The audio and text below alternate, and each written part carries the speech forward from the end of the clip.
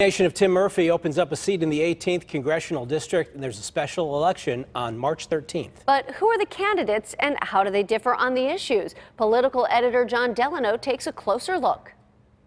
Voters in the 18th Congressional will soon choose between 33-year-old former federal prosecutor Conor Lamb and 59-year-old Republican state representative Rick Saccone. Is Donald Trump an issue in this election for Congress? You know, Donald Trump was voted in. He nationalized that agenda. And that's why the people voted for him. They want those things implemented. Saccone hopes the district, which elected Trump by 20 points, will send him, a Trump supporter, to Congress. He's done a great job. Lamb, who voted against Trump, doesn't see this election as a referendum on the president. Many people are supportive of the president, and they've also been supportive of me because I've told them, look, I want to solve problems. I want to work with the other side. I want to get things done. Lamb is walking a fine line, already announcing he will not support Nancy Pelosi as Speaker. I think that Congress as a whole has failed to achieve the results that people want. And it's not a personal thing, but when that happens, it's time for new leadership. Lamb says the larger issue is Saccone's support for Speaker Paul Ryan. He's the one who said that he wants to come after Medicare and Social Security. I think that's unacceptable. I've always supported Social Security and Medicare.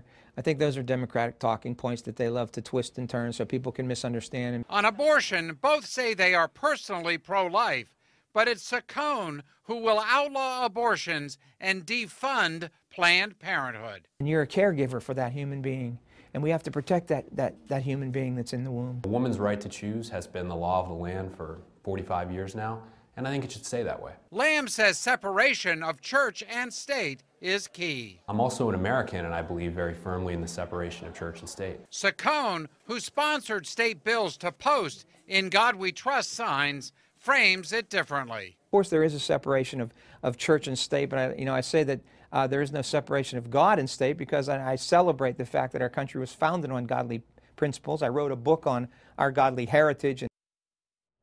Now, when I sat down with both candidates today, I did give them an opportunity to challenge each other.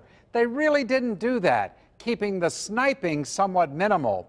Given the history of this district, Saccone is the odds-on favorite, but Lamb is the most energetic Democratic candidate offered in years, and some Republicans are worried, which is why big money from the GOP and Vice President Pence are expected here in the near future. Ken?